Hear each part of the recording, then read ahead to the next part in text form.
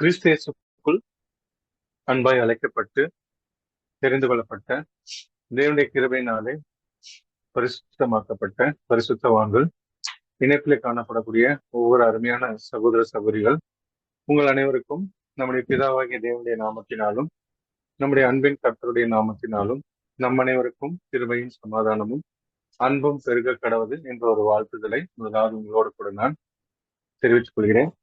என்னுடைய தனிப்பட்ட அன்பு மாத்திரமல்ல, நான் சார்ந்திருக்கிற சென்னை பகுதியில் இருக்கிற உடன் சகோதர சகோதரிகள் அவர்களுடைய அன்பின் வாழ்த்துக்களையும் அவர்கள் சார்பாக உங்களோடு கூட நான் பகிர்ந்து கொள்கிறேன். தேவன் அடியானுக்கு கொடுத்துட்ட இந்த ஒரு மேலான வாய்ப்பிற்காக குமாரன் மூலமாக ஒரு விசை அவருக்கு நன்றிகளையும் துதிகளையும் ஸ்தோத்திரங்களையும் நான் ஏறெடுத்துக் கொள்கிறேன்.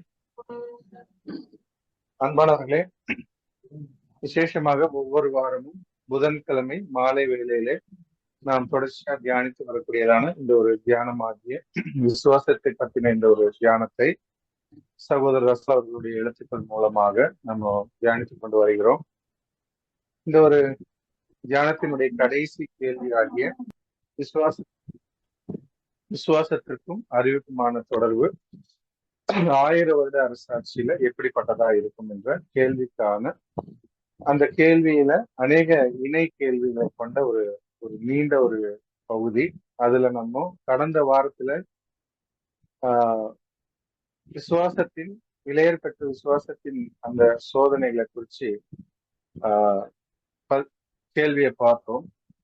அதை தொடர்ந்து இன்றைக்கான 17வது கேள்வி நாம் பார்க்கும்போது சப்ஹெட்டிங்கா உங்கள் விலையேற பெற்ற விசுவாசம் என்ற ஒரு தலைப்புல ரீஃபரன்ஸ் நம்பர் 1822 அடிப்படையாக கொண்டு இந்த நாளுக்குரிய தியானத்தை நம்ம விசுவாசத்துக்கான காரியங்கள்ல நம்ம தொடர்ச்சியா பார்க்கலாம். இந்த ஒரு தலைப்பின் கீழாக நம்ம பார்க்கறதுக்கு முன்னாடி இந்த பகுதிக்கான ஒரு ஆதார வசனத்தை நம்ம வாசிச்சு நாம இந்த நாளுக்குரிய தியானத்துக்கு போகலாம். வாசிக்கலாம். அப்போஸ்தலன் பேதுரு அவர்களுடைய வார்த்தைகள் 1 பேதுரு 1ஆம் அதிகாரம் 7ஆம் வசனத்தை வாசித்து கேட்கலாம். 1 பேதுரு 1ஆம் அதிகாரம் 7ஆம் வசனம். அழிந்து போகிற பொன் அக்கினியினாலே சோதிக்கப்பட்டும் அதை பார்க்கிலும் அதிக விலையேற பெற்றதா இருக்கிற உங்கள் விசுவாசம் சோதிக்கப்பட்டு இயேசு கிறிஸ்து வெளிப்படும் போது உங்களுக்கு புகழ்ச்சியும் கனமும் மகிமையும் உண்டாக காணப்படும். அன்பானவர்களே, இந்த ஒரு வசனத்தின் தாற்பயம் நாம் பார்க்கும்போது இங்க அப்போஸ்தலனாகிய பேதுரு அவர்கள் எப்படி ஒரு பொன், ஒரு தங்கம் அது புடமிடப்படுதோ, அப்போ அந்த ஒரு பொன்னினுடைய தரத்தை, அதனுடைய தரத்தை நிரூபிப்பதற்கான விஷயத்துல எப்படி அந்த பொண்ணை அக்கினியினால சோதிக்கிறாங்களோ அதை காட்டிலும் விலையேற பெற்றதா இருக்கக்கூடியதான உங்கள் விசுவாசம். அப்போ தேவன் விசேஷமாக நம்மை எதன் அடிப்படையில சோதிக்கிறார் என்று பார்க்கும்போது நம்முடைய விசுவாசத்தின் அடிப்படையில நாம் எவ்வளவாக தேவன் பேர்ல, அவருடைய குமாரன் பேர்ல அவர் பிரஸ்தாபப்படுத்தி வைத்திருக்கிற அவருடைய வார்த்தைகள் பேர்ல நாம் விசுவாசம் வைத்திருக்கிறோம் என்ற அடிப்படையில தான் நாம் கற்றுக்கொண்டிருக்கிற சத்தியத்தின் அடிப்படையில தான் நாம சோதிக்கப்பட்டு கொண்டிருக்கிறோம். அதன் மேல வைக்கக்கூடியதான விசுவாசத்தின் அடிப்படையில. அதனாலதான் அது பொன்னை காட்டிலும் விலையேற பெற்றதா இருக்குது என்று அப்போஸ்தலன் பேதுரு அவர்கள் அவருடைய வார்த்தைகள்ல இங்க வசனத்துல குறிப்பிடுறத நான் பார்க்கிறோம். அப்ப நம்ம ஏற்கனவே நமக்கு தெரியும், நம்ம இந்த தியானத்தினுடைய ஆரம்பத்திலே நம்ம பார்த்தோம், விசுவாசம் என்பது 2 அடிப்படையான பகுதிகளை கொண்ட ஒரு விஷயம். ஒன்று அறிவாற்றல் உள்ள உறுதி, மற்றொன்று இருதயத்தினுடைய நம்பிக்கை. அப்போ அறிவாற்றல் உள்ள உறுதிக்கும் அறிவாற்றல் சார்ந்த விசுவாசத்துக்கும் இருதயத்தினுடைய நம்பிக்கையின் மேல இருதயத்தின் நம்பிக்கையாக காணப்படக்கூடியதான விசுவாசத்துக்குமான விஷயத்துல அறிவாற்றல் அப்படின்ற அதை சார்ந்து இருக்கிற விசுவாசம் என்பது அது பொதுவா அது முழுமையா இல்லை. மாறாக சகோதரர் சொல்லும்போது இரண்டாவதாக காணப்படக்கூடிய, அதாவது நம்முடைய இருதயம், நம்முடைய நம்பிக்கை, அது எதன் மேல அதிகமா உறுதியா பற்றி கொண்டிருக்கோ அதுதான் உறுதியான விசுவாசம் என்று சகோதரர் குறிப்பிட்டதை நாம் பார்க்கிறோம். அப்ப இரண்டாவது பகுதியான இருதயத்தின் நம்பிக்கை அடிப்படையில கொண்டிருக்கிற விசுவாசத்தை பத்தி நாம் பார்க்கும்போது, இதை குறிச்சு அப்போஸ்தலன் பவுல் ரோமர்ல என்ன சொல்றாருன்னா, வாசிக்கலாம் வார்த்தைகள், பவுலுடைய வார்த்தைகள், ரோமர் 10ஆம் அதிகாரம் 10ஆம் வசனத்தை.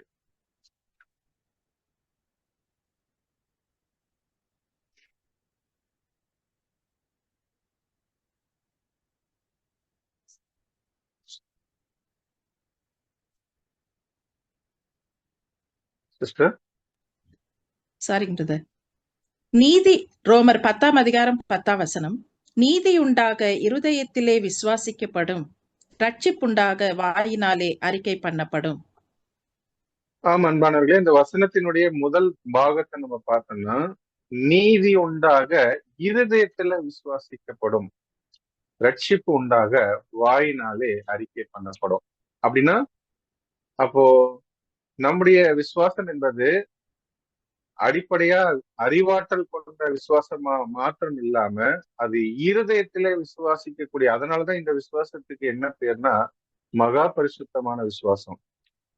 இன்றைக்கு நமக்கும் பெயர் சபையில் இருக்கக்கூடியதான அங்க இருக்கக்கூடிய விசுவாசிகளுக்குமான இடையில இருக்கிற காரியங்கள் பார்க்கும்போது அவங்க கூட வேதத்தை விசுவாசிக்கிறாங்க. ஆனா நம்முடைய விசுவாசத்துக்கும் அவங்களுடைய விசுவாசத்துக்கும் மிகப்பெரிய வித்தியாசம் இருக்கு அன்புக்குரியவர்களே. நம்முடைய விசுவாசத்தை தான் தேவன் உற்று நோக்கி கொண்டிருக்கிறார் இந்த கடைசி காலங்கள்ல. அப்ப இதை குறிச்சு அப்போஸ்தலன் பவுல் இன்னொரு இடத்துல எப்படி பேசுறாருன்னா, வாசிக்கலாம் எபிரேயர் 11ஆம் அதிகாரம் 6ஆம் வசனத்தை. எபிரேயர் 11ஆம் அதிகாரம் 6ஆம் வசனம். விசுவாசம் இல்லாமல் தேவனுக்கு பிரியமாயிருப்பது கூடாத காரியம். ஏனென்றால் தேவனிடத்தில் சேருகிறவன் அவர் ஒன்றென்றும், அவர் தம்மை தேடுகிறவர்களுக்கு பலன் அளிக்கிறவர் என்றும் விசுவாசிக்க வேண்டும்.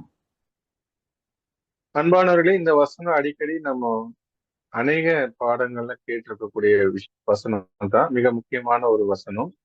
அப்ப இந்த வசனத்துல பார்க்கும்போது சகோதரர் இங்க என்ன சொல்றாருன்னா, தலைன்றது நமக்கு தெரியும், நம்முடைய சரீரத்திலே தலை என்பது அதுதான் என்ன சொல்றது, மூளை.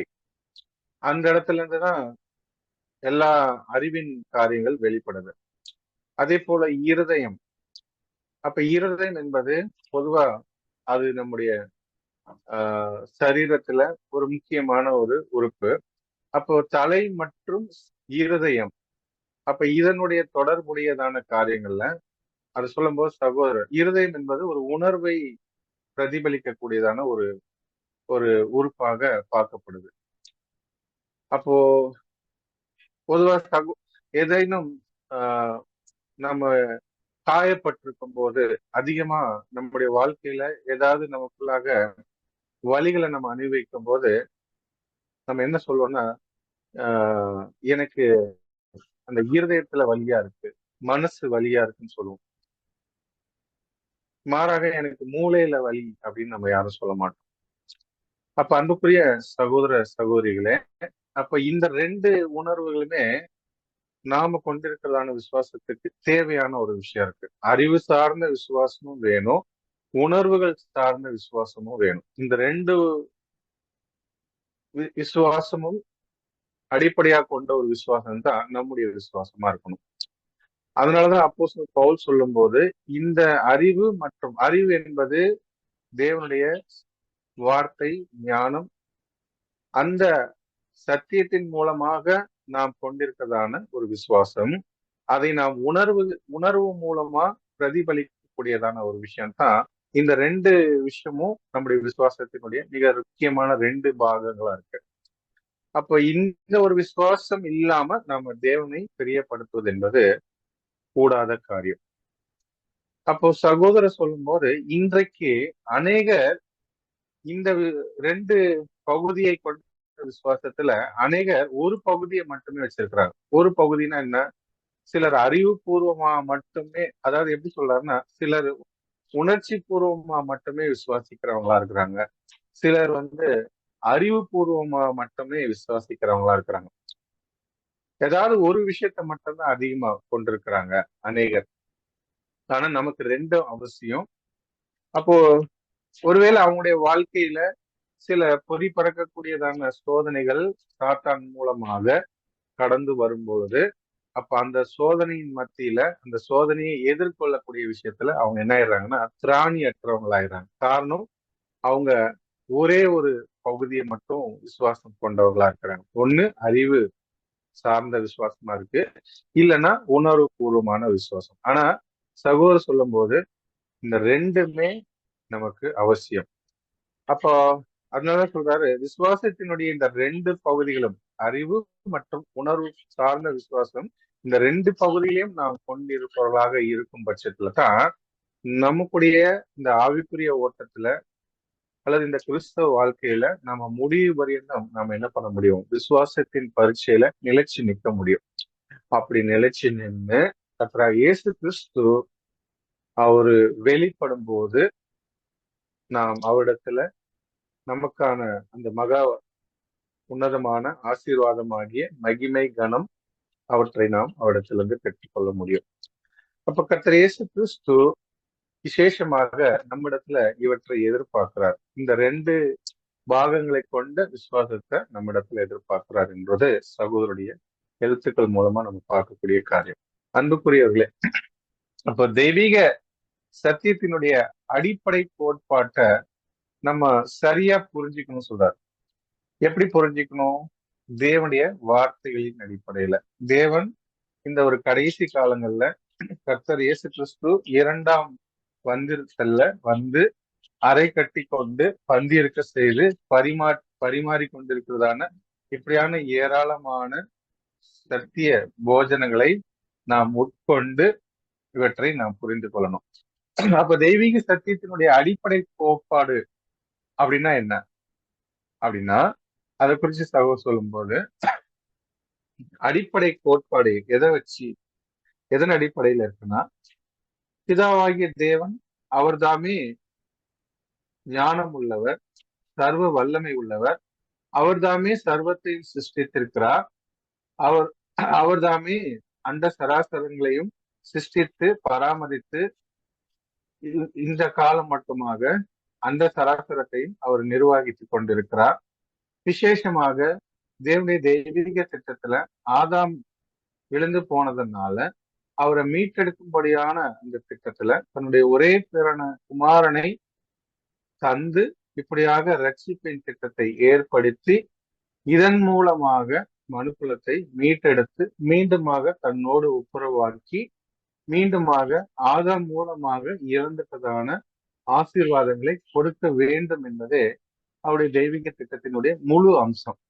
அப்ப இந்த விசுவாசத்தின் காரியங்களை யார் ஒருத்தர் சரியா புரிஞ்சிருக்கிறாங்களோ, இதை அஸ்திபாரமா கொண்டு யார் ஒருத்தர் இதன் மேல கட்டடங்களை கட்டுறாங்களோ அவங்களுக்கு தான் பார்க்கணும். அதாவது போடப்பட்ட அஸ்திபாரம் ஆகிய இயேசு கிறிஸ்துவே அல்லாமல் வேற ஒரு அஸ்திபாரம் நமக்கு இல்லை. அப்ப அன்புக்குரிய சகோதர சகோதரிகளே, அப்ப இப்படியான இந்த அஸ்திபாரம் ஈடுபலி மைய கருத்தின் மேல கொண்டதான இந்த அற்புதமான கட்டடத்துல கட்டப்படக்கூடியதான நம்பிக்கை. அதனாலதான் ஆண்டவர் முதலாம் வருகையில சொல்லும் போது, அப்போ அந்த கற்பாறையின் மேல கட்டப்பட்ட நம்ம நிலமா இருக்கும்.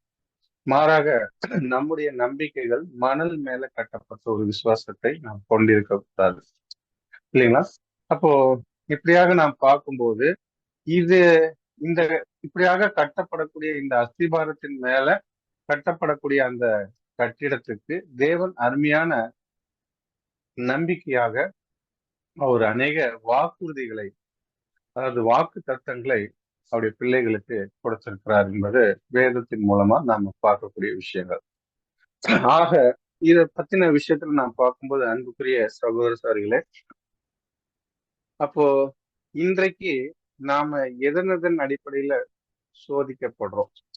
அப்போ இதை பத்தி சகோதரர் சொல்லும் போது, நாம் பெற்றிருக்கிற அறிவுபூர்வமான சத்தியத்தின் காரியங்களை மட்டும் நாம் விசுவாசத்தின் சோதனைக்குள்ள அனுமதிக்கப்படாம, மிக முக்கியமா நாம எதன் அடிப்படையில சோதிக்கப்படுறோம் அப்படின்னு சொல்லும்போது, சகோதரர் சொல்லக்கூடிய மிக முக்கியமான விஷயம் என்னன்னா, நாம எந்த அளவுக்கு தேவன் பேர்ல அன்பு வச்சிருக்கிறோம். அந்த நமக்கு கொடுக்கப்பட்டதான மிக பிரதானமான கட்டளையாகிய தேவனாகிய கர்த்தரை முழு இருதயத்தோடும், முழு மனதோடும், முழு பலத்தோடும், முழு ஆத்மாவோடும் அன்பு செய்வாயாக என்ற அந்த கற்பனையை, தேவன் மேல வச்சிருக்கிற அந்த அன்புல நாம சோதிக்கப்படுறோம்.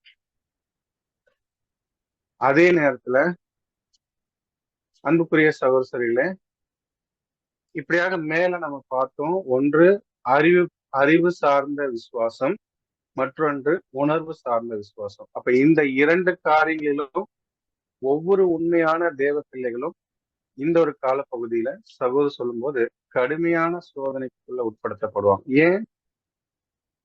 ஏன்னா காரணம், நாம அந்த பொன் போன்ற வகுப்பாராக அல்லது தேவன் நம்மை அந்த திருச்சபையாக உயர்த்துவதற்கு ஏதுவாக நாம் இந்த சோதனைகளை நம்ம என்ன பண்ணணும், அந்த சோதனைக்குள்ள நம்ம கடந்து போய் நம்முடைய தரத்தை நம்ம நிரூபிக்கணும். அப்ப இந்த விஷயத்துல சகோதரர் நமக்கு அவருடைய தரப்புல இருந்து நமக்கு இன்னொரு விஷயத்த நமக்கு கொடுக்கிறார்.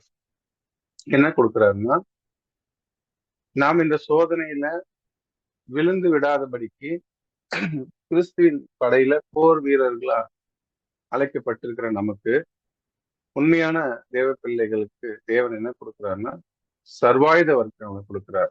ஏன்னா நமக்கு தெரியும், ஏற்கனவே நம்ம இந்த தியானத்துல பார்த்தோம், பொல்லாங்கன் செய்யக்கூடியதான அக்னி ஆஸ்திரங்களை நம்ம எதிர்த்து, ஏன்னா நம்முடைய போராட்டம் என்பது மாம்சத்தோடும் ரத்தத்தோடும் அல்ல, பொல்லாத வான சேனைகளோடும், அப்ப இந்த விழுந்து போன தூதர்களோடும், அப்ப நமக்கு எல்லா அதிகாரங்களோடும் நமக்கு என்ன இருக்குன்னா போராட்டம் இருக்கு. ஸோ எபேசியர்ல அப்போஸ்தலன் பவுல் அதை பத்தின காரியங்களை சொல்லியிருக்கிறார்.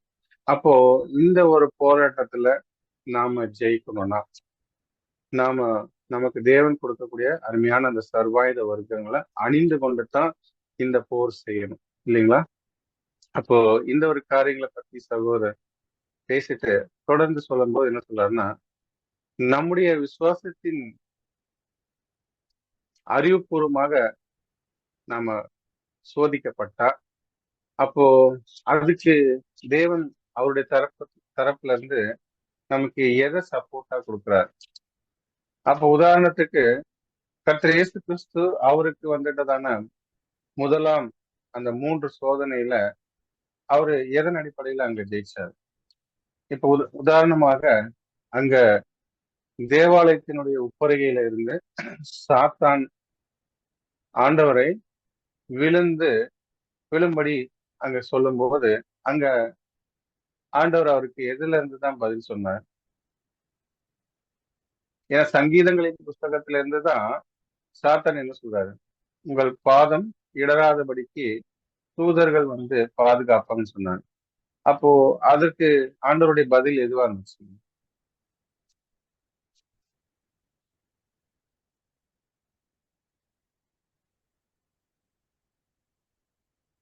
பரீட்சை பாராதிருப்பாயாக. ஏற்கனவே இஸ்ரேல் ஜனங்க தேவனை வனாந்தரத்துல பரீட்சை பார்த்ததுனால அங்க என்ன நடந்துச்சுன்னா மிகப்பெரிய பாதிப்புக்குள்ளானாங்க. இப்ப தேவனாகி கர்த்தரை பரீட்சை பாராதிருப்பாயாக என்று சொல்லப்பட்ட அடிப்படையில தான் கர்த்தர் என்ன பண்ணிட்டாரு, சாத்தானுக்கு மறு உத்தரவு கொடுத்தார். அதே போலத்தான் அந்த கல்லுகளை அப்பமாக்கி சாப்பிடுங்க என்று சொல்லும் போது அதுக்கு அவரு எங்க இருந்து தான் பதில் சொல்றாரு? உபாகமத்தின் புஸ்தகத்துல சொல்லப்பட்ட அந்த வார்த்தை தான் சொல்றாரு. என்ன சொல்றாரு? மனுஷன் மாத்திரமல்ல, தேவனுடைய வாயிலிருந்து சொல்லப்படக்கூடிய ஒவ்வொரு வார்த்தையினாலும் பிழைப்பான், இல்லைங்களா? அப்ப கர்த்தர் இயேசு கிறிஸ்து அவருக்கு பதில் பேசாம வேதத்துல இருந்து தான் என்ன பண்றாரு, பதில சொல்றாரு. அப்ப இன்னைக்கு நமக்கு முன்னாடி வைக்கக்கூடியதான சாத்தான் வைக்கக்கூடியதான சோதனைகள் மத்தியில கூட நாம எதை சார்ந்து தான் அவருக்கு நம்ம பதில் சொல்லணும்னா தேவனுடைய வார்த்தைகள் மூலமா தான். அப்போ நம்முடைய வாழ்க்கையில கூட நம்முடைய விசுவாசத்துல நம்ம விலத்தள்ளும்படியான சோதனைகள்ல நாம எந்த ஒரு ஆயுதத்தை பயன்படுத்தணும். அதனாலதான் தேவன் விசேஷமா அந்த சர்வாயுத வர்க்கத்துல ஆவிக்குரிய பட்டயத்தை நமக்கு கொடுத்திருக்கிறார் இல்லைங்களா? அப்ப அந்த ஆவிக்குரிய பட்டயத்தை நம்ம பயன்படுத்தி தான் நம்ம எதிராளியோட கூட சண்டை போடணும். அப்ப அன்புக்குரிய சகோதர சகோதரிகளே, மாறாக நம்ம எந்த சூழ்நிலையிலும் ஒருவேளை இன்னைக்கு சாத்தான் என்ன பண்றாருன்னா, ஒளியினுடைய தூதனுடைய வேஷத்தை தரித்து கொண்டு இன்னைக்கு என்ன பண்ணிட்டு இருக்கிறாருன்னா, உண்மையான சத்தியத்தை மறைச்சு பொய்யான மனித கற்பனைகளை என்ன கொண்டு வர்றாரு, உண்மையான சத்தியம் போல, அதாவது தப்பறையை உண்மை என்றும் உண்மையை தப்பறை என்றும். அதனாலதான் சகோதரர் சொல்லும்போது இன்னைக்கு ஒருவேளை ஒரு சகோதரர் அவர் எவ்வளவு அழகா பாடத்தை தயாரிச்சு நேர்த்தியா கொண்டு வந்து சபையார் முன்னாடி பேசினாலும், ஒருவேளை அவருடைய வார்த்தையில ஒருவேளை வார்த்தை ஜாலங்களை கொண்டு ரொம்ப அழகா ஜோடித்து வார்த்தைகளை கோர்வையா பேசக்கூடிய திறமை கொண்டு தாளந்தை கொண்டு அவர் பேசினாலும், ஒருவேளை அந்த வார்த்தையின் வழியாக உண்மையான தேவனுடைய சத்தியம் இல்லாத பட்சத்துல, ஒருவேளை அதுல மனித சிந்தனைகள், மனித கற்பனைகள், மனித நோக்கங்கள் அது இருந்துச்சுன்னா அது தேவனுடைய வார்த்தை இல்லை. அது மாறாக நம்மை சிக்க வைக்கக்கூடியதான ஒரு வலை, எதிராளி மூலியமா நம்மளை விலத்தள்ளக்கூடியதான ஒரு வலை என்பதை அல்லது ஒரு சூழ்ச்சி என்பதை நம்ம புரிஞ்சு தேவ பிள்ளைகள் எச்சரிப்போட இருக்கணும். அப்படின்னா அப்ப இந்த விஷயத்துல நமக்கு தெரியும், நம்முடைய ஆண்டவர், நம்முடைய குரு, நம்முடைய ரட்சகர், அவரு பூமியில அவர் பேசின அந்த ஒரு காரியங்களும் அவர் சுயமா நான் பேசல. பிதாவானவர் என்ன சொன்னாரோ அதைத்தான் நான் என்ன பண்ணிட்டேன், பேசிட்டேன்.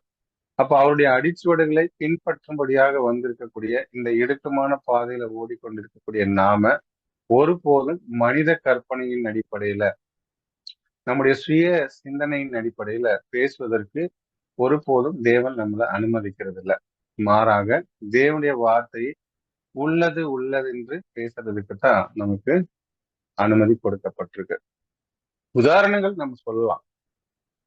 மாறாக நாம சொந்த ஞானத்தை பயன்படுத்துவதற்கு நமக்கு அனுமதி கொடுக்கல. அப்ப அதெல்லாம் சொல்லும் போது சகோதரர், அப்போ நாம கொண்டிருக்கிறதான இந்த விசுவாசத்தினுடைய அஸ்திபாரம், ஒருவேளை நம்ம போடப்பட்டிருக்கிற அஸ்திபாரம் ஆகிய இயேசு கிறிஸ்து மேல கட்டப்பட வேண்டிய இந்த அஸ்திபாரம் உறுதியா நம்ம அதன் மேல இல்லைன்னா இந்த கட்டணம் என்ன பண்ண முடியாது, அது ரொம்ப நாள் நீடிச்சிருக்கா சொல்றாரு. ஏன்னா சாத்தான் பலவிதமான காற்றுகளை அனுப்புவார். அந்த நாம கட்டி கொண்டிருக்கிற இந்த கப்பலுக்கு எதிராக, விசுவாச கப்பலுக்கு எதிராக பலவிதமான காற்றுகளை அனுப்புவார், சோதனைகளை அனுப்புவார். எப்படியாவது இந்த விசுவாச கப்பலை மூழ்க செய்யறதுக்கான எல்லா வேலையும் செய்வார்.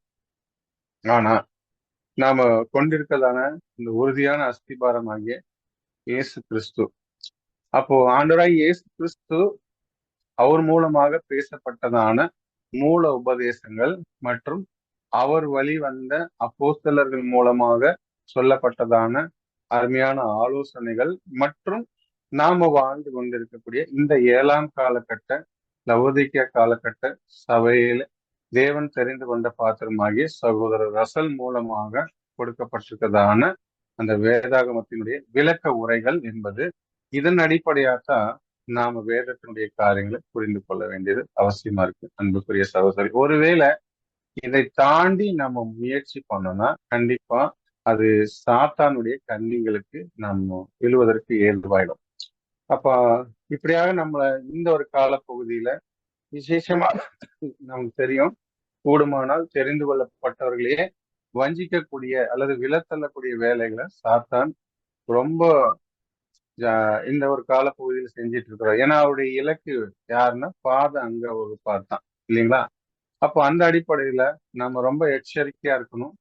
பேசுகிற சொல்லப்படக்கூடிய சத்தியங்கள் அதை நம்ம அப்படியே ஏற்றுக்கொள்ளாம சொல்லப்பட்ட காரியங்கள் அது உண்மையா பொய்யா என்பதை நாம் ஒவ்வொருவருமே தேவனுடைய வார்த்தையின் அடிப்படையில, தேவன் நமக்கு கொடுத்திருக்கிற ஆவியின் அடிப்படையில, ஞானத்தின் அடிப்படையில சோதித்து பார்த்து நலமானதை நம்ம பிடிச்சுக்கணும். ஒருவேளை பொல்லாங்காய் தோன்றக்கூடிய காரியங்களை நம்ம விட்டு விலக வேண்டியவர்களா இருக்கும், அன்புக்குரிய சகோதர சகோதரிகளே. அப்போ ஒருவேளை அந்த மாதிரியான மனித கற்பனைகள் பின்னாடி நம்ம போயிட்டோம்னா அது நமக்குள்ள என்ன கொண்டு வரும்னா, தேவன் நமக்கு விசேஷமா தெளிந்த புத்தியுள்ள ஆவியை கொடுத்திருக்கிறார். ஒருவேளை சாத்தான் விரிக்கக்கூடிய வலையில நம்ம விழுந்துட்டோம்னா நமக்குள்ள என்ன வரும்னா, அநேக சந்தேகங்கள், குழப்பங்கள், பயங்கள், இது எல்லாம் நமக்குள்ள என்ன பண்ணிடும், நம்ம இந்த தெய்வீக வழியில இருந்து வழி விலக செய்து நம்முடைய விசுவாசத்தின் பரீட்சையில நம்ம விழுந்து போகக்கூடிய ஒரு காரியங்களுக்குள்ள நம்ம கடத்தி போயிடும். அப்ப அன்புக்குரிய சகோதரர்களே, அதனாலதான் சகோதரர் சொல்லும் போது இப்படியாக நாம கொண்டிருக்கிறதான மகா பரிசுத்தமான விசுவாசத்தை நம்ம கடைசி வரைக்கும் காத்து கொள்ள வேண்டியது ரொம்ப ரொம்ப முக்கியம்.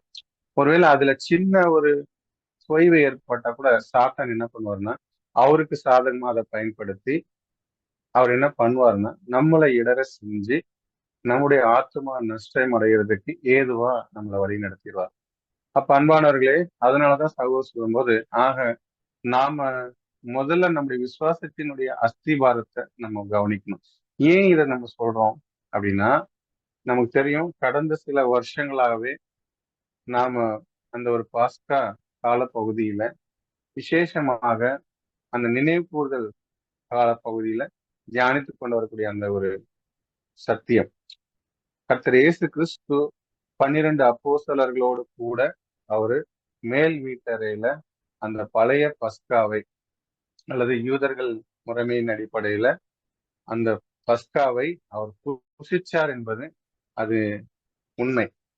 ஆனா இன்றைக்கு சகோதரர்கள் மத்தியில கடந்த சில வருஷங்களா என்ன போயிட்டு இருக்குன்னா, கர்த்தர் இயேசு கிறிஸ்து அவர் பழைய பஸ்காவை புசிக்கவில்லை என்பதான ஒரு அசத்தியத்தை இன்னைக்கு என்ன பண்ணிட்டு இருக்கிறார், சாத்தான் கொண்டு வந்துட்டு இருக்கார்.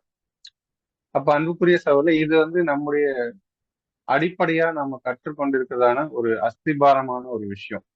ஆனா இன்னைக்கு தெரிந்து கொள்ளப்பட்ட வகுப்பாறையை வஞ்சிக்கக்கூடிய வேலைகளை சாத்தான் இப்படியாக குழப்பத்தை கொண்டு வரக்கூடிய சத்தியங்களை இன்னைக்கு சகோதரர்கள் மூலியமா கொண்டு வரதை நம்ம பார்க்கிறோம். அப்ப இந்த விஷயத்துல நாம கற்றுக்கொண்டவைகளில நிச்சயித்து இருக்க வேண்டியது ரொம்ப ரொம்ப அவசியம். அப்போ அன்புக்குரிய சகோதரர்களே, அடிப்படை சத்தியத்தை பத்தின அறிவுல தெளிவா நம்ம இருக்கணும்னு சொல்றார் சகோதரர். அதுல என்னதான் மாறுபாடான ஒரு போதனைகள், கருத்துக்கள் வந்தாலும் ஒருபோதும் அதுக்கு பின்னாடி நம்ம என்ன பண்ணிடக்கூடாது, போயிடக்கூடாது. அப்ப அன்பானவர்களே, தேவனுடைய ஜனங்களை ஊக்குவிக்கக்கூடிய தெய்வீக சத்தியத்தினுடைய ஒவ்வொரு பகுதிகளையும் நம்ம எப்படிதான் பார்க்கணும்னா, அலசி ஆராய்ச்சி அறிவுபூர்வமா தெளிவா தெரிந்து கொண்டு அதை நம்ம அபியாசப்படுத்தணும். அதுல நம்ம வேர் கொண்டவர்களா இருக்கணும், ஆழமா வேர் கொண்டவர்களா இருக்கணும். அப்பதான் நம்முடைய விசுவாசத்துல நம்ம நிலைச்சிருக்க முடியும். அப்ப நாம கேட்டுக்கொண்டிருக்கிற போதனைகளை இப்படியாக நம்ம விசுவாசத்துல வேர் கொண்டவர்களாக உறுதியா பற்றி கொள்ள வேண்டியது ரொம்ப ரொம்ப அவசியம். இதை குறிச்சு அப்போஸ்தலன் பவுலுடைய வார்த்தைகள் எபிரேயர் 2ஆம் அதிகாரத்தில் முதல் வசனத்தை நம்ம வாசிக்கலாம். எபிரேயர் 2 எபிரேயர் 2ஆம் அதிகாரம் 1ஆம் வசனம். ஆகையால் நாம் கேட்டவைகளை விட்டு விலகாதபடிக்கு அவைகளை மிகுந்த ஜாக்கிரதையாய் கவனிக்க வேண்டும். அன்பானவர்களே, நாம் கேட்டவைகளை விட்டு நம்ம என்ன பண்ணிடக்கூடாது, விலகாதபடிக்கு மிகுந்த ஜாக்கிரதையா நம்ம என்ன பண்ணணும், அதை கவனிச்சு அதன்படி நம்முடைய வாழ்க்கையில அதை நடக்கணும்.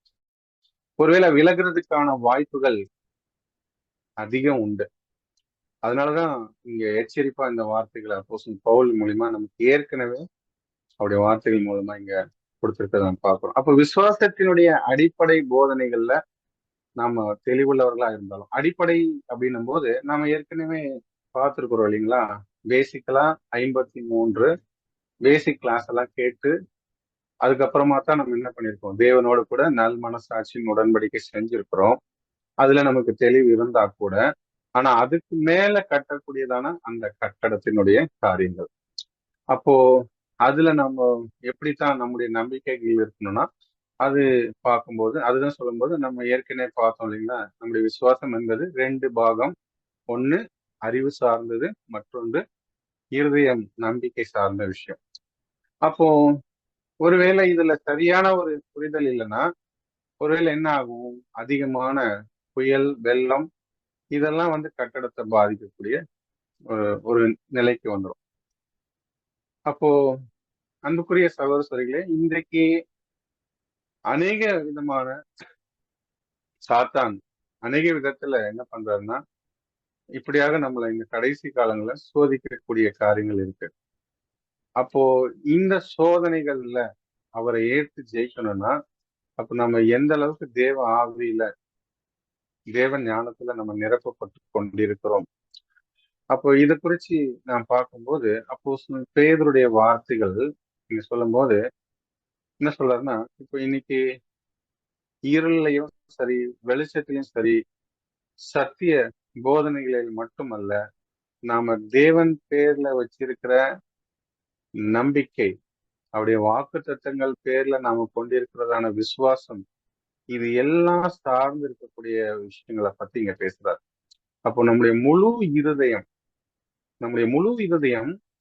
அதனுடைய நோக்கங்கள் அது எப்படி இருக்கணும்னா, நாம சத்தியத்தின் பேர்ல, அதே போல தேவனுடைய பிரமாணங்கள் ஆகிய இந்த நீதியின் பேர்ல வச்சிருக்கிற அந்த வைராக்கியத்தை அது என்ன பண்ணணும்னா, நாளுக்கு நாள் அதிகரிக்கக்கூடிய ஒரு விஷயங்கள் நமக்குள்ள வரணும். அது எந்த அளவுக்கு அதிகரிக்க செய்தோ அதுதான் சத்தியத்துல நம்ம உறுதிப்படுவதற்கான அடையாளம்.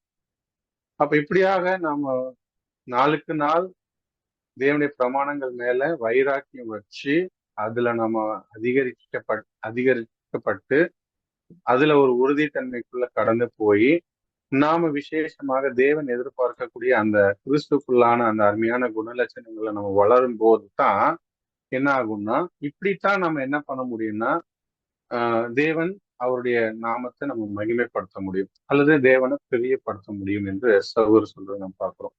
அப்ப இந்த ஒரு காரியங்கள் நமக்குள்ள நடந்துட்டு இருக்கிறா.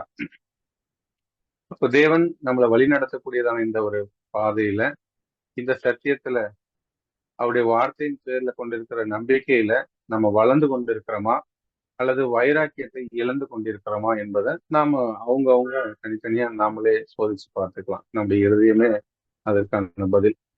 அப்ப அன்புக்குரியவர்களே, இந்த விஷயத்துல இதை குறிச்சு சகோதரர் சொல்லும் போது மீண்டுமாக அப்போஸ்தலன் பேதுருடைய வார்த்தைகளை தாங்க பேசலாம். என்ன பேசுறாருன்னா, வாசிக்கலாம். 1 பேதுரு 4ஆம் அதிகாரம் வசனங்கள் 12 மற்றும் 13. 1 பேதுரு 4ஆம் அதிகாரம் 12, 13 வசனங்கள்.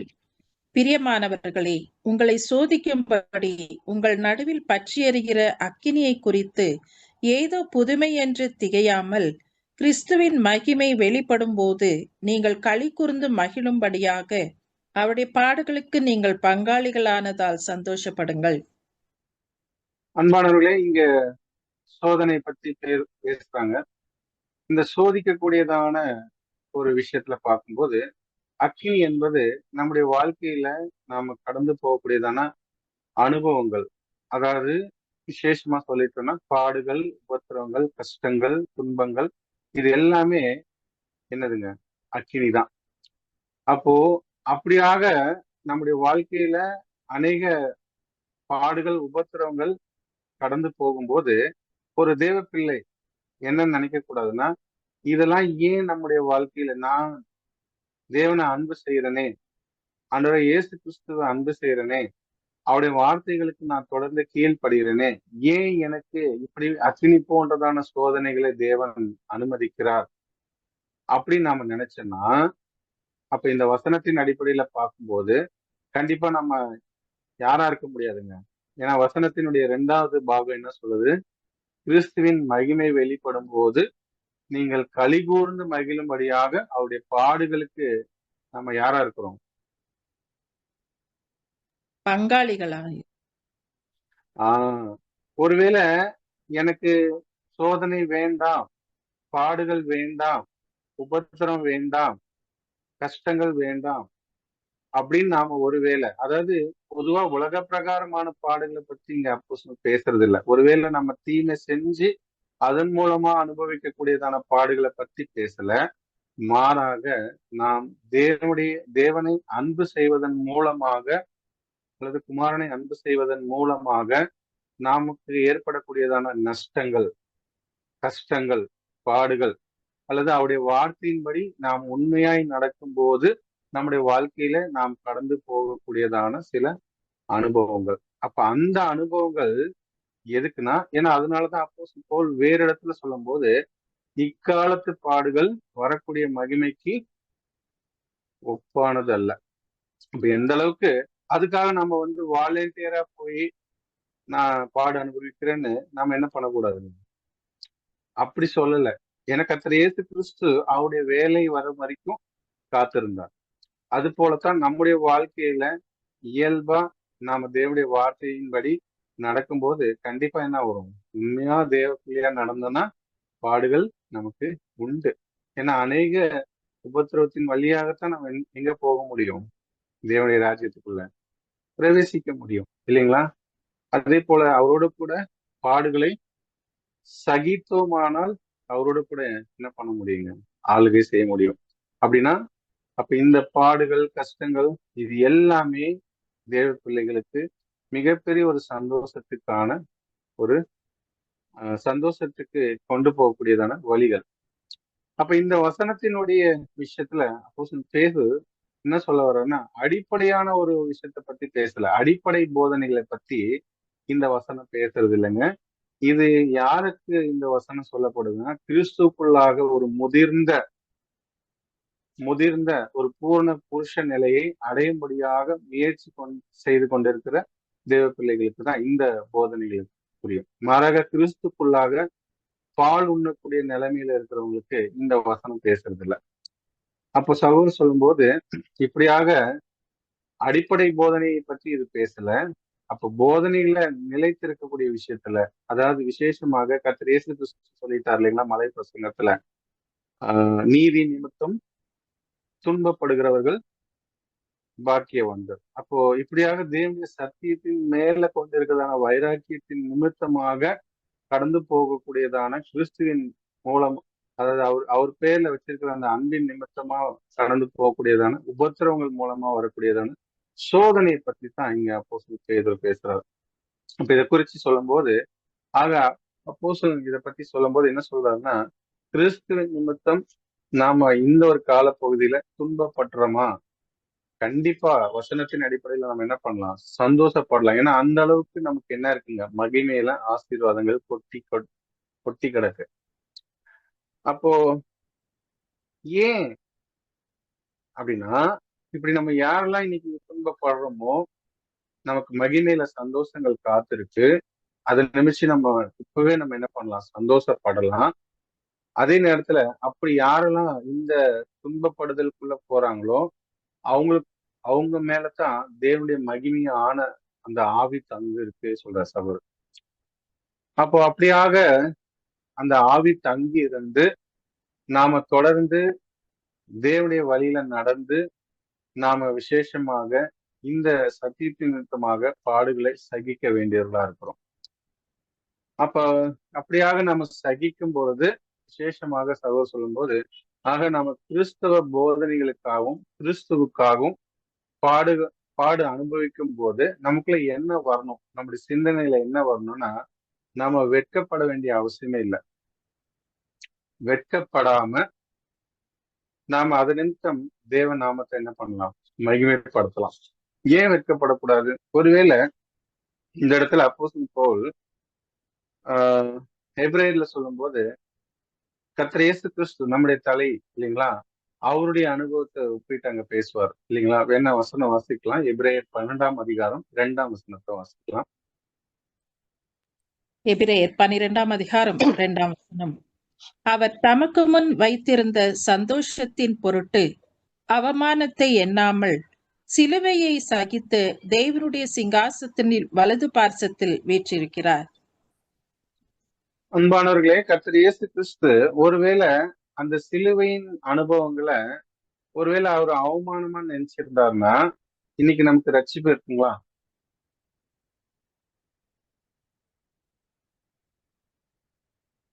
இருக்குங்களா? ரட்சிப்பு இல்லைங்க பிரதர். இல்லைங்களா? எந்த அளவுக்கு கர்த்தரை அவமானப்படுத்த முடியுமோ அந்த அளவுக்கு அவங்க என்ன பண்ணாங்க? ஜனங்க அவமானப்படுத்தணும். அந்த அளவுக்குலாம் நமக்கு என்ன இல்லைங்க, அவமானங்கள் இல்ல. கரெக்டுங்களா? அப்ப அன்புக்குரிய சகோதர சகோதரிகளே, அப்படியாக ஆனா கிறிஸ்துவின் சரீரமான சபைக்கு என்ன சொல்றாரு அப்போஸ்தலன் பவுல், குறைவான ஒரு பாடுகளை நான் என்ன பண்றேன், சகிக்கிறேன்னு சொல்றாரு. இப்ப நமக்கு அப்போஸ்தலன் பவுல் அளவுக்கு கூட என்ன இல்லைங்க, பாடுகள் இல்ல. ஆனா நமக்கு இந்த ஒரு கால பகுதியில ஏற்படக்கூடிய சின்ன சின்ன அவமானங்கள், அதையே நம்மளால என்ன பண்ண முடியலைங்க, சகிக்க முடியல. ஆனா உண்மையான தேவ பிள்ளைகள் நம்ம அதை சகிச்சா மாத்திரமே நாம அதன் மூலமா தேவ நாமத்தை மகிமைப்படுத்த முடியும். அப்போ இந்த விஷயத்துல பார்க்கும்போது பழைய ஏற்பாட்டின் தீர்க்கதரிசி ஆகிய தானியேல் பத்தின ஒரு விஷயத்தை இங்க பேசுறார்.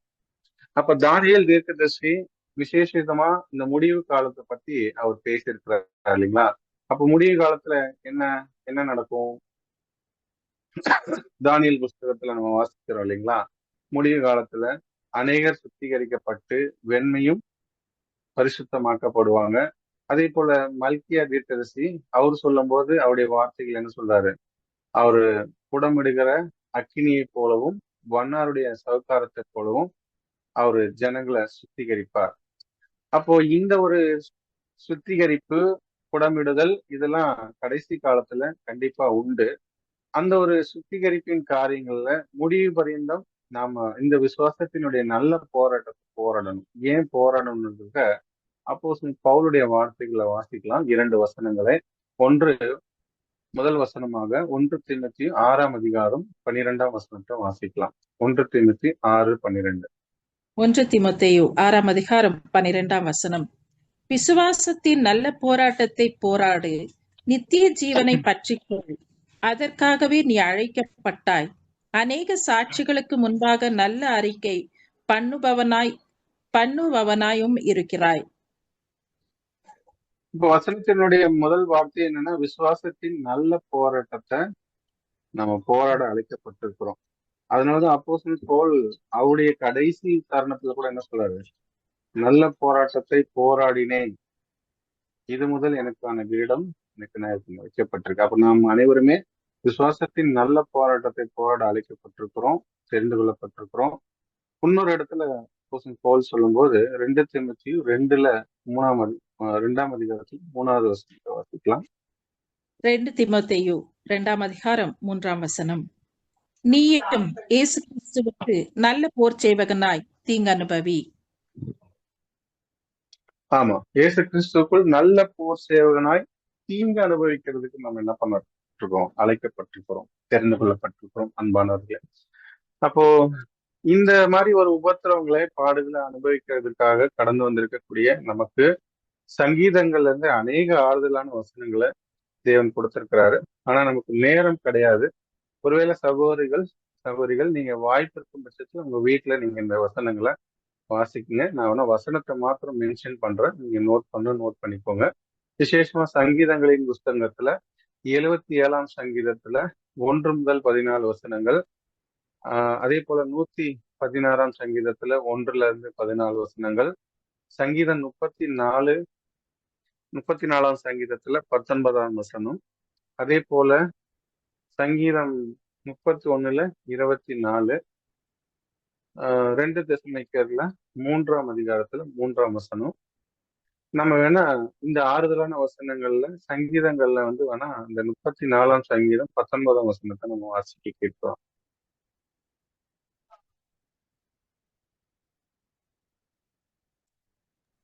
நான்காம் சங்கீதம் 19ஆம் வசனம்.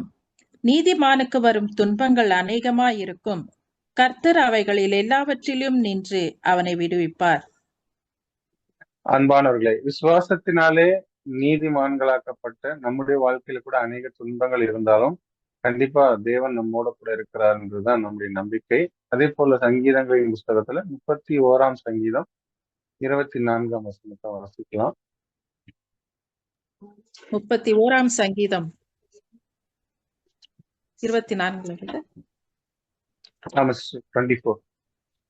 கர்த்தருக்கு காத்திருக்கிறவர்களே, நீங்கள் எல்லாரும் திடமனதாயிருங்கள். அவர் உங்கள் இருதயத்தை ஸ்திரப்படுத்துவார். ஆம், அன்பானவர்களே, கர்த்தர் நம்முடைய இருதயங்களை ஸ்திரப்படுத்த வல்லவரா இருக்கிறாரு.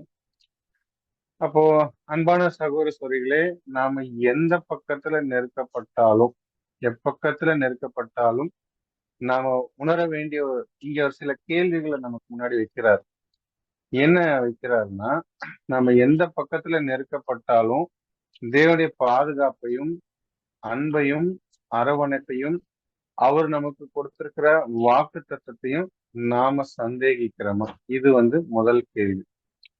ரெண்டாவது கேள்வி, நாம இந்த விசுவாச ஓட்டத்துல நமக்கான பரீட்சையில சோர்ந்து போய் தளர்ந்து போயிட்டோமா?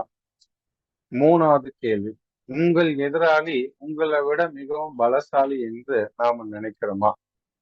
நாலாவது கேள்வி, உங்களை நசுக்கக்கூடிய பாரத்தோடு உபத்திரவங்கள் உங்களை எதிர்நோக்கி கொண்டிருக்கா? ஐந்தாவது கேள்வி, உங்கள் தலையை எதிர்க்க முடியாத அளவுக்கு அதை சுற்றி பாரமான மேகங்கள் தொங்குகிறதா?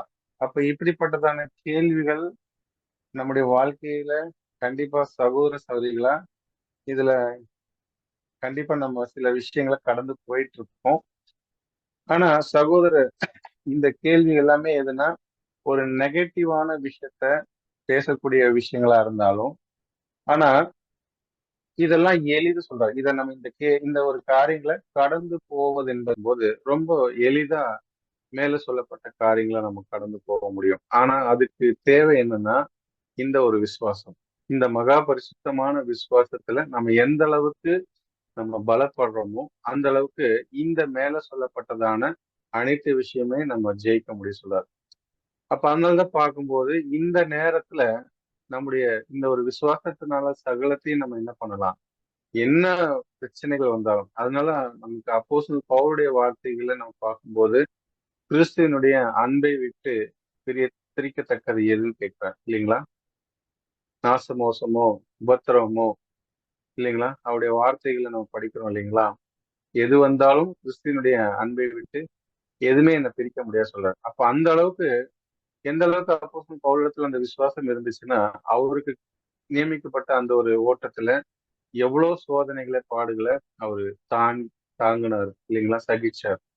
அப்போ இன்னைக்கு கூட நான் பார்க்கும்போது நம்முடைய விசுவாசமானது ஒவ்வொரு நாளும் ஒவ்வொரு மணி நேரமும் அது சோதிக்கப்பட்டு கொண்டே இருக்கு. அப்போ அதே நேரத்துல கர்த்தர் இயேசு கிறிஸ்து தாமே 2ஆம் மந்திரத்துல இந்த நீதியின் சூரியன் பிரகாசித்து கொண்டிருக்கக்கூடியதான இந்த அதிகாலையில நம்ம இருக்கிறோம். அப்ப இப்போ நாம அமைதியா நம்ம செய்ய வேண்டிய காரியங்கள் என்னன்னா, இந்த ஒரு விசுவாசத்துக்கான அந்த அஸ்திவாரத்தை அப்படி சொல்லும் போது நாம் ஏற்கனவே கேட்டதான அடிப்படை சத்தியங்களை அதுல நம்ம தெளிவா இருந்து நாம செய்ய வேண்டிய விஷயம் என்னன்னா, அதன் மேல இந்த கிறிஸ்துவின் குணலட்சணம் எனக்கூடிய கட்டடத்தை நம்ம கட்டணும். ஏன்னா நாம இன்னொரு வகையில பார்க்கும்போது விசுவாசத்தை நிரூபிக்கிறதுக்கான உலைக்களத்துல நம்ம போடப்பட்டிருக்கோம் சொல்றாரு. ஆக அன்புக்குரிய சகோதர சகோதரிகளே, அப்ப இந்த ஒரு விசுவாசம் அது ஒளிந்து போகாம இருக்கணும்னா தொடர்ந்து முழு தைரியத்தோட நீடிய பொறுமையோட சிந்தையில சகல வாக்கு தத்துவங்களையும் நம்ம பற்றி கொண்டவர்களா இந்த பந்தய பொருளை பெற்றுக்கொள்ளத்தக்கதாக அமைதியா இந்த ஓட்டத்தை நம்ம ஓடணும். ஏன் அப்படின்னா சகோதரர் சொல்லும்போது நீங்கள் பொறுமையோடு விசுவாசத்தோடு இருப்பது தான் நமக்கான பலன் சொல்றாரு. அப்ப எந்த அளவுக்கு நமக்குள்ள பொறுமை வளர்ந்துருக்கோ அந்த அளவுக்கு விசுவாசத்துல நம்ம என்ன பண்றோம், உறுதியா இருக்கிறோம். அப்ப இப்படியாக கர்த்தருக்குள்ளாக நம்ம இளைப்பாரி அவருக்காக நம்ம காத்திருக்க வேண்டியவர்களா இருக்கிறோம். அப்போ அப்படியாக நம்ம காத்திருக்கும் பட்சத்துல கண்டிப்பா நமக்கு என்ன கிடைக்குங்க, மிகப்பெரிய ஒரு ஜெயம் கிடைக்கும். அதே போல அதுக்கு பின்னாடி கர்த்தர் குறிச்சிருக்கிறதான அந்த காலத்துல தேவனுடைய கரம். அப்ப தேவனுடைய கரம் சொல்லும் போது தேவனுடைய வலது கரம் யார்? கர்த்தர் இயேசு இல்லைங்களா? நம்முடைய ஆண்டவர், நம்முடைய மணவாளன். அவரு நமக்கு தேவையான எல்லா சகல காரியங்களையும் தந்து நன்மைக்கு ஏதுவான ஒரு விஷயங்களை நம்முடைய வாழ்க்கையில தந்து நம்மளை அங்கீகரித்து, அதான் சொல்லுவார் இல்லைங்களா, உண்மையும் உத்தம் உள்ள ஊழியக்காரனை எஜமானுடைய சந்தோஷத்துக்குள்ள பிரவேசி என்ற அந்த வார்த்தையை நாம கேட்கக்கூடியவர்களா இருப்போம். அப்ப அன்புக்குரியவர்களே, இப்படியாக நாம தேவனுக்கு முன்பாக நாம இந்த ஒரு விசுவாசத்தை, மெய்ப்பிக்கப்பட்ட அந்த விசுவாசத்தை நம்ம காண்பித்தோமானால், அதுதான் பார்க்கிறோம்.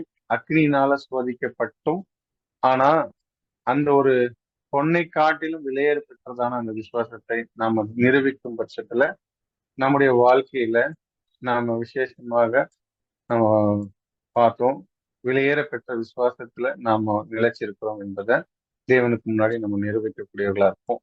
அப்ப அந்த அடிப்படையில இன்றைக்கும் கூட நம்ம அந்த 17வது துணை கேள்வியாக உங்கள் விலையேற பெற்ற விசுவாசம் என்ற ஒரு கேள்வியை நம்ம பார்த்து முடிச்சிருக்கிறோம்.